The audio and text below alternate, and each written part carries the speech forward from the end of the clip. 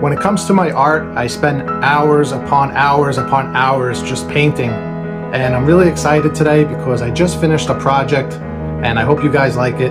It started off something like this, very gray and boring, and now it looks like this.